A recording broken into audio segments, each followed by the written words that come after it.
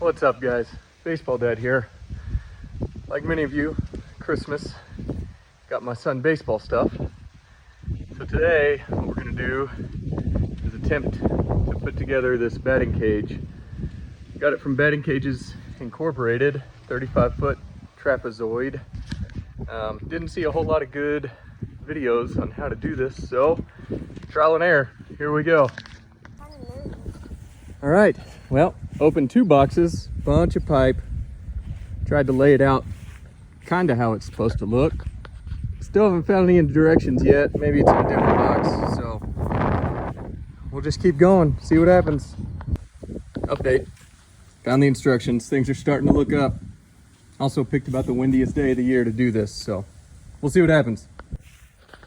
All right, well, the directions are not super detailed. So here's what I found out so far. You got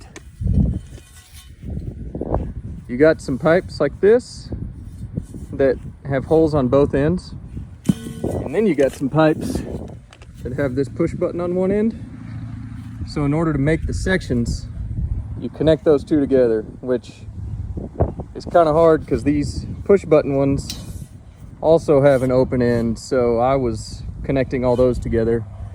Like I said earlier, trial and error. So on the 35-foot cage, you got one small section at the front and then 3 big square sections. So that's it for now. We'll finish putting this thing up and update you in a minute. Another thing worth mentioning, I recommend putting the cross pieces in. These that go across before you put in these parallel pieces, just to make sure it orients correctly, because yeah, don't ask me how I know. I may have messed up a time or two. So trial and error, like I said. All right, got the whole top done. Worth mentioning, 12mm socket. It didn't say that in the directions, but that's what works, 12mm. Make sure it's all lined up good, and then we will start putting the legs on, and then the net, and then the other legs, and then you got yourself a batting cage. Okay, got half of the legs in. One thing their direction says is put a 5-foot tube in for the leg. Fun fact, the ones with the little buttons and the ones without are both 5 foot. So, but it just makes sense to put the ones without the knobs in first so that you can connect at the bottom with the ones with the knob. Next step is to put the net on. So we'll put the net on, and then we'll put the bottom legs on, and then as you can see, I don't live where there's a bunch of trees around me, so I get a crazy amount of wind. So I bought some stuff to try to really stake it down so it doesn't blow away. But we'll see how that goes. Yeah. All right.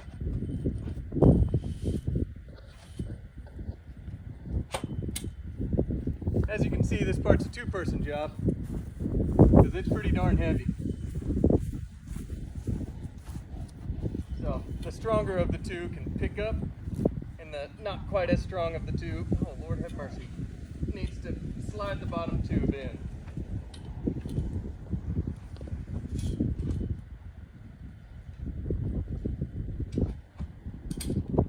Whew. Other than that, there's nothing to it. Alright, you can stop it. So this was our first video, subscribe. Alright guys, got a final product here. Really wasn't too bad to put together. Got the pitching machine dialed in. The L screen was really easy to put together. The directions for that were actually pretty good. Already taken some hacks off the tee. The only problem I see is how I'm going to secure this vinyl to the cage better, because when the wind blows, it's really, as you can see, really whipping around. I did end up securing it to the ground. I'm not sure if you're really supposed to, but you know what?